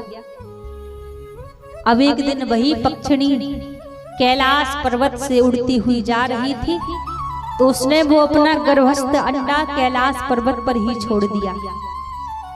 समय बीतता गया, नारद जी को लगा कि सुखदेव जी का जन्म होना चाहिए, तो आज नारद जी नारायण नारायण करते हुए कैलाश पर्वत पर पहुंच गए। जब कैलाश पर्वत पर गए तो क्या देखा, भगवान शंकर तो ध्यान में बैठे हुए हैं। जब भगवान शंकर ध्यान में बैठे हुए थे, मां परम्बा ने देखा नारद जी को तो प्रणाम किया और पूछने लगी, भगवान बड़े दिनों में आपके दर्शन हुए, आजकल आपके दर्शन नहीं होते। तो नारद जी ने कहा कि देवी, हर जगह सुर नर मुनि सबकी यह रीति, स्वार्थ लाग करहे सब प्रीति। हर जगह छल कपट ढोंग भरा हुआ है, इसलिए मैंने आना जाना बंद कर दिया है। पार्वती जी बोली, महाराज यदि मैं अपनी बात कहूं तो मुझ में और मेरे पति में तो बड़ा ही प्रेम है, बड़ा ही अनुराग है। मेरे पति मुझसे कोई बात नहीं छुपाते, हर बात मुझे बताते हैं, और तो और अपना गुरु मंत्र भी बता दिया। लेकिन कहते हैं गुरु मंत्र हमेशा गुप्त रखना चाहिए, कभी अपना गुरु मंत्र हमें किसी को बताना नहीं चाहिए। अब जैसी कहा कि गुरु मंत्र बताना नहीं चाहिए, गुप्त रखना चाहिए। पार्वती जी बोली, भगवान शंकर तो मुझे हर बात बताते हैं, सारी बात मुझे बता दी। अब जैसी कहा कि सारी बात मुझे बता दी, तो नारद जी बोले कि जब भगवान शंकर सारी बात आपको बताते हैं तो ये बात तो जरूर बताई होगी कि वो अपने गले में जो मुंडों की माला धारण करते हैं, जो मुंडों की माला पहनते हैं, उस माला में किसके मुंड लगे हुए हैं। पार्वती जी चुप हो गई। कहा, महाराज हर बात बताते हैं पर ये बात कभी नहीं बताई कि उस माला में किसके मुंड लगे हैं। नारद जी बोले, देवी फिर कैसा प्रेम, आप जानो, मुझे कोई लेना देना नहीं है। इतना कह के भगवान शंकर वहां से चले गए। जब भगवान शंकर वहां से गए, नारद जी आए, नारद जी चले गए। और जब भगवान शंकर वहां पर आए तो देखा पार्वती जी क्रोधित बैठी हुई थी। कहने लगी, महाराज आप मुझसे प्रेम नहीं करते। पार्वती जी जाता है, पार्वती जी चरणों में बैठ गई, जाता है, पार्वती जी चरणों में बैठ गई और कहने लगे, भगवान मुझे भी अमर कथा सुनाइए। भगवान शंकर माता पार्वती को अमर कथा श्रवण करा, भगवान शंकर माता पार्वती को अमर कथा श्रवण करा रहे हैं। देवी जटा, देवी जटा, मेरो मन है गयो लटा पटा।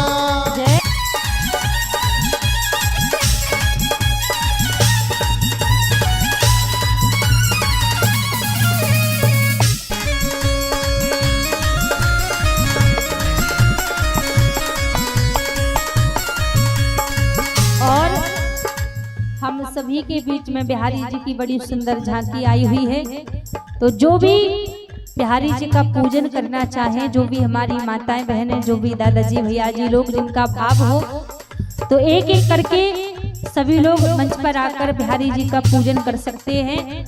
क्योंकि अभी तो शुरुआत है, अब नित्य प्रति रोज नई नई झांकी का दर्शन करने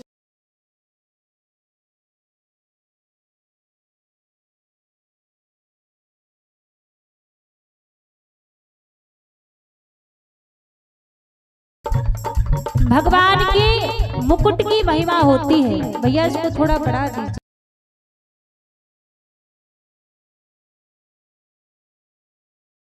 मुकुट सर पे धारण करा दिया जाए तो फिर वो भगवान का ही अंश माना जाता है। तो जिसका भी भाव हो बिहारी जी का पूजन करने का, प्रणाम करने का, तो अपने स्थान से उठकर एक एक करके सभी लोग आके बिहारी जी का पूजन कर सकते हैं। जिनका भी भाव हो, जो भी माताएं बहनें आना चाहें, तो एक एक दो दो करके सभी आकर बिहारी जी का पूजन करें। पूजन करने के बाद अपने स्थान पर जाकर सभी लोग बैठते जाएंगे। तो जिनका भी भाव हो, एक एक दो दो करके आते रहे। बांके बिहारी की देख छटा, देख छटा, मेरो मन है गयो लटा पटा। बांके बिहारी की देख छटा, देख छटा, मेरो मन है गयो लटा पटा। लटा पटा हिरी लटा पटा।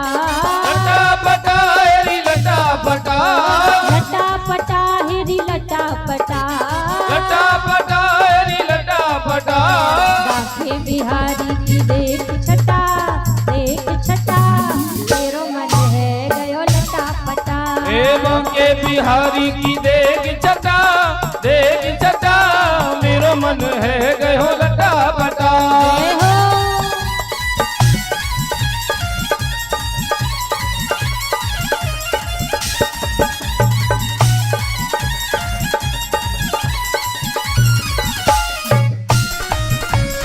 बांके बिहारी लाल की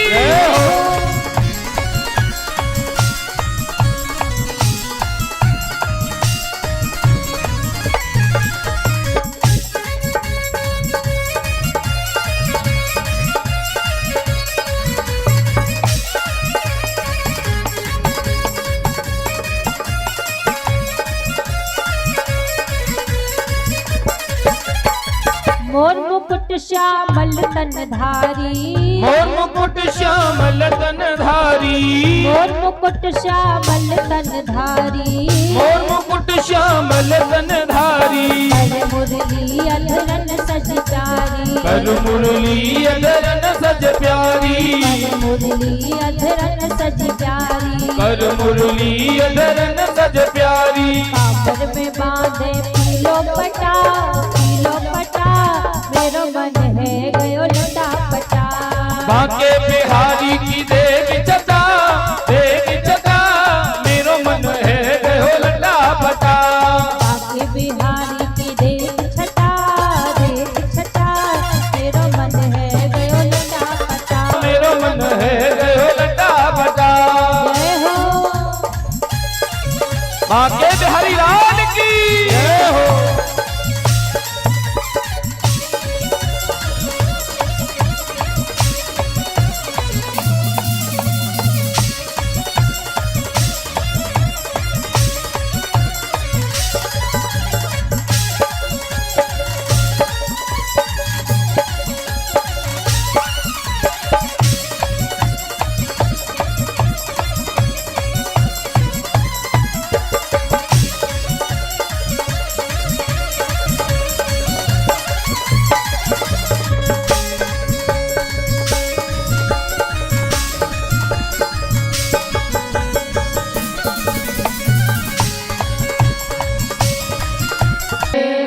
और देखिए जिन्हें भी श्री बांके बिहारी लाल का पूजन करना है शीघ्र आएंगे। सभी से निवेदन है जिन्हें भी आना है आप सभी शीघ्र आएंगे। श्री ओ मेरे बांके बिहारी लाल तू इतना न करियो श्रृंगार, नजर तोहे लग जाएगी कान्हा, नजर तोहे लग जाएगी कान्हा, नजर तोहे लग जाएगी। ओ मेरे बांके तेरा ओ तेरी मुरलिया पे अनमोरा अटका, ए प्यारा लगे तेरा नीला पटका, प्यारा लगे तेरा नीला पटका। तेरे घूंघर तेरे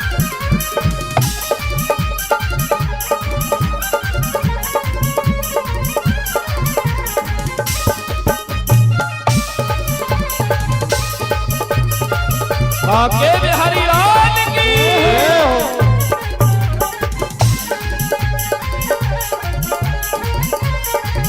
ओ तेरी सुरतिया पे मन मोरा अटका, तेरी सुरतिया पे मन मोरा अटका, तेरी सुरतिया पे मन मोरा अटका, सुरतिया पे मन मोरा अटका। ए प्यारा लगे तेरा पीला पटका, प्यारा लगे तेरा पीला पटका, तेरी सुरतिया पे मन मोरा अटका, तेरी सुरतिया पे मन मोरा अटका। ए प्यारा लगे तेरा पीला पटका, ओ तेरी तेरी मेरी चाल तू इतना न करियो श्रृंगार, नजर तोहे लग जाएगी कान्हा रे, नजर तोहे लग जाएगी कान्हा रे, नजर तोहे लग जाएगी। ए मेरे बांके ओ मेरे बांके बिहारी लाल तू इतना न करियो श्रृंगार, नजर तोहे लग जाएगी कान्हा रे, नजर तोहे लग जाएगी।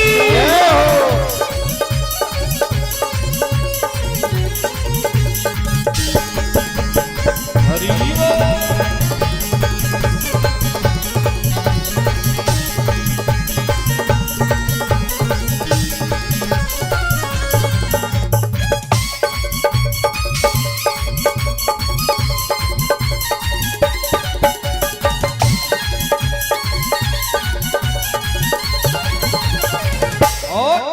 ओ तेरी मुरलिया पे मन मेरो अटका, तेरी मुरलिया पे मन मोरा अटका, तेरी मुरलिया पे मन मेरा अटका, तेरी मुरलिया पे मन मोरा अटका, तेरी मुरलिया पे मन मेरा अटका, तेरी मुरलिया पे मन मोरा अटका। हे प्यारा लगे तेरा नीला पटका, प्यारा लगे तेरा नीला पटका, प्यारा लगे तेरा नीला पटका, प्यारा लगे तेरा नीला पटका, हे प्यारा लगे तेरा नीला पटका, प्यारा लगे तेरा नीला पटका। ओ तेरी मुरलिया पे मन मोरा अटका, तेरी मुरलिया पे मन मोरा अटका, हे प्यारा लगे तेरा नीला पटका, प्यारा लगे तेरा नीला पटका। तेरे घूंगर तेरे घूंगर तेरे घूंगर वारे बा, तू इतना न करियो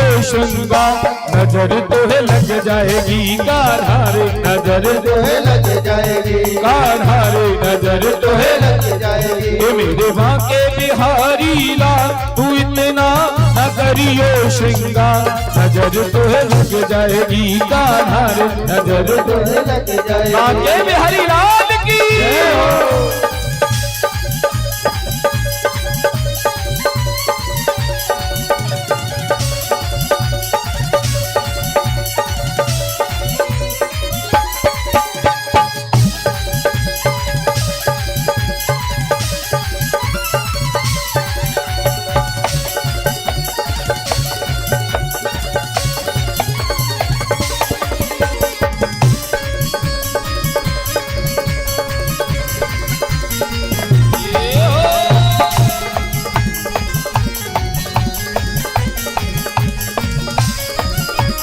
तेरी कमरिया पे मन मोरा अटका, तेरी कमरिया पे मन मोरा अटका, ओ तेरी कमरिया पे मन मोरा अटका, तेरी कमरिया पे मन मोरा अटका। प्यारा लगे तेरा काला पटका, प्यारा लगे तेरा काला पटका, हे प्यारा लगे तेरा काला पटका, प्यारा लगे तेरा काला पटका। तेरे गल में दंगी तेरे गल में जंदी माँ, तू इतना न करियो श्रृंगार, नजर तोहे लग जाएगी गाढ़ारे, नजर तोहे लग जाएगी मेरे प्यारे, नजर तोहे लग जाएगी प्यारे, हाँ नजर तोहे लग जाएगी। ओ मेरे बांके ओ मेरे बांके मेरे बांके बिहारी लाल, तू इतना न करियो श्रृंगार, नजर तोहे लग जाएगी गाना, नजर तोहे लग जाएगी। बांके बिहारी लाल की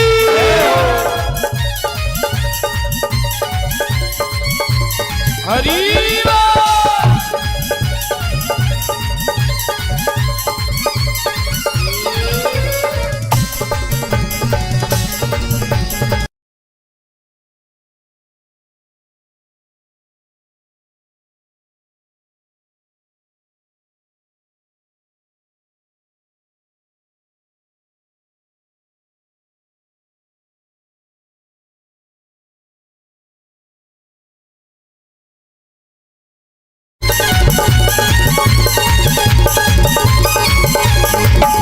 और एक बार सभी प्रेम श्री श्री बांके बिहारी लाल की, श्री बांके बिहारी लाल की। अब सभी अपनी अपनी जगह खड़े हो जाएं, सभी खड़े हो जाएंगे। कुछ समय भगवान के नाम की मस्ती में झूमते हुए, और जिन्हें पूजन करना है वह पूजन करते रहेंगे एक एक करके, बाकी सभी भगवान के नाम की मस्ती में झूमते हुए। एक बार प्रेम श्री श्री राधे राधे जय राधे राधे राधे राधे।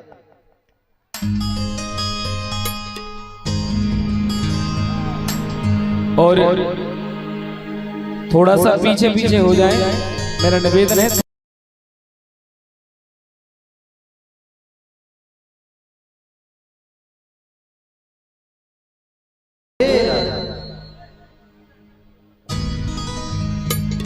एक बार सभी बहुत जोरदार जयकार लगा, बोल बांके बिहारी लाल की। और देखिए जिन्हें पूजन करना है वो पूजन करते रहेंगे।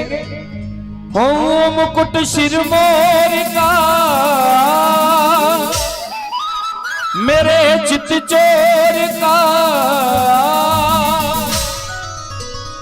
बड़ा सुंदर स्वरूप श्री बांके बिहारी लाल का। सभी मस्ती में झूमते हुए हो दो नैना नैना नैना, दो नैना नैना नैना, दो नैना घनश्याम के कटीले हैं कटार से, दो नैना घनश्याम के कटीले हैं कटार से, दो नैना घनश्याम के कटीले हैं कटार से, दो नैना घनश्याम के कटीले हैं कटार से। हो मुकुट शिर मोर का, मुकुट शिर मोर का, मुकुट शिर मोर का, मुकुट शिर मोर का, मेरे चित चोर का, मेरे चित चोर का, दो नैना नैना नैना, दो नैना नैना नैना, दो नैना घनश्याम के कटीले हैं कटार से, दो नैना घनश्याम के कटीले हैं कटार से।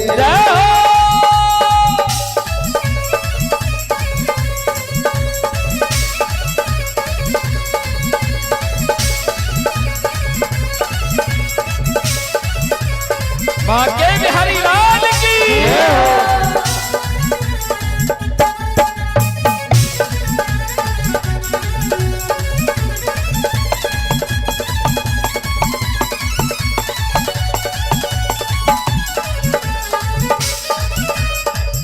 कमल ल जाए तेरे नैनों को देख के, कमल ल जाए नैनों को देख के, फूली घटाएं तेरी गजरे की रेख पे, फूली घटाएं तेरी गजरे की रेख पे, ये मुखड़ा निहार के, ये मुखड़ा निहार के, सो चंद गए हार के, सो चंद गए हार के, दो नैना नैना नैना, दो नैना नैना नैना, दो नैना घनश्याम के कटीले हैं कटार से, दो नैना घनश्याम के कटीले हैं कटार से।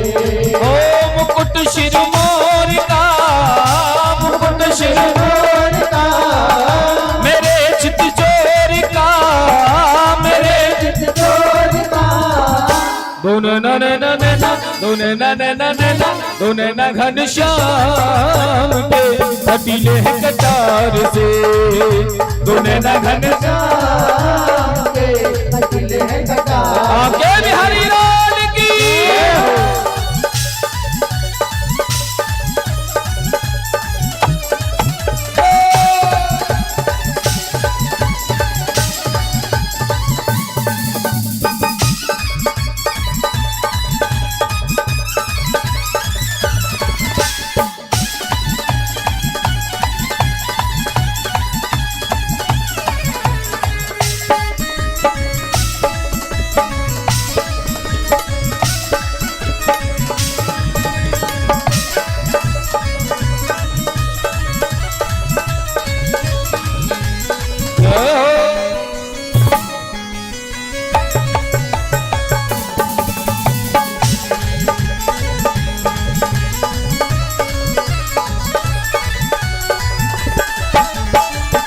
और कौन कौन दीवाना है ठाकुर जी का, दोनों हाथ उठा के कहिए।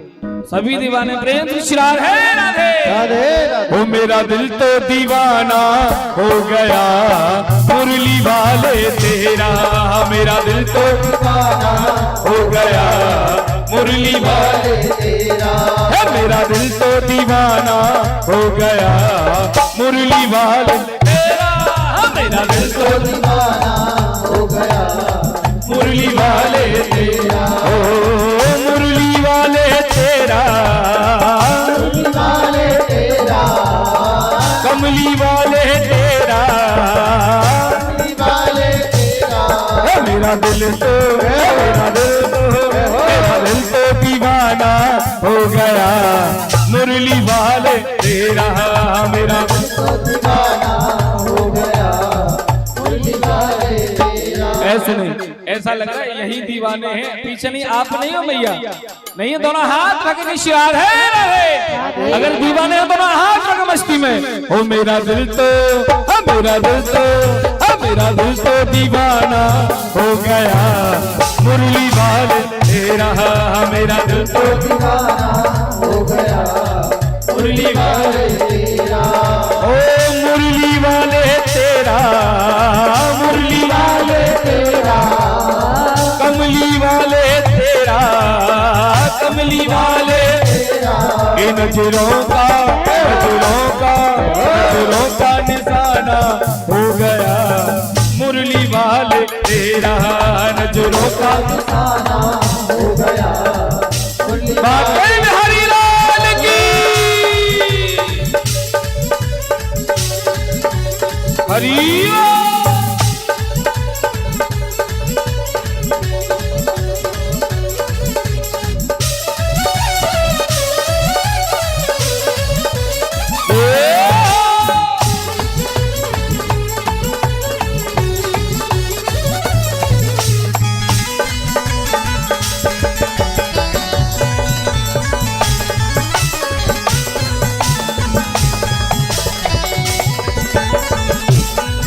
और देखिए आज कथा का दूसरा दिन है। आज से ही आप हम सभी कम से कम नहीं, इन 7 दिनों में तो कम से कम बिहारी जी और राधा रानी के बनकर रहे।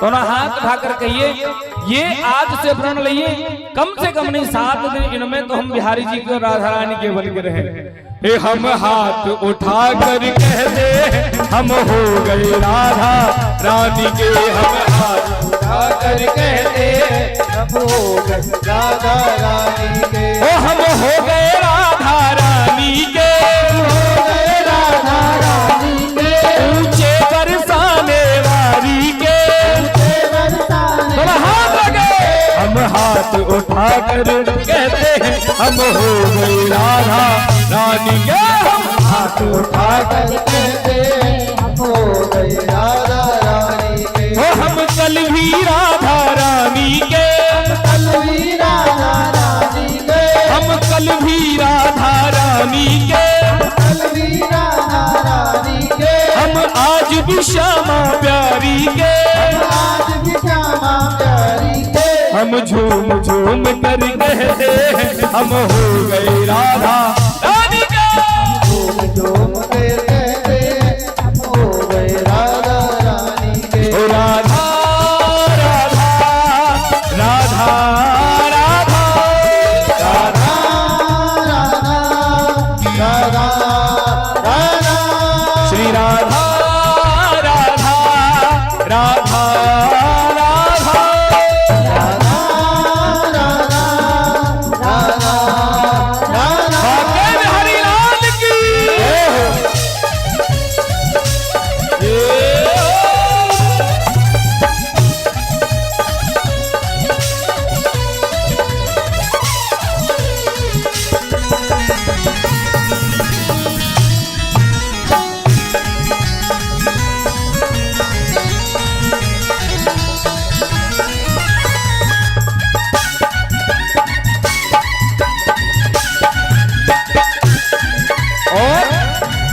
कोई भला कहे या बुरा कहे, भला कहे या बुरा कहे। देखिए ये जो कार्यक्रम हो रहा है इस आप सभी का है, किसी एक व्यक्ति विशेष का नहीं है, ये कोई एक व्यक्ति नहीं करा रहा, आप सभी मिलजुल कर करा रहे हैं। तो इसमें किसी को भी शर्म नहीं करनी कि वहां यहाँ वहां कोई ध्यान नहीं देना।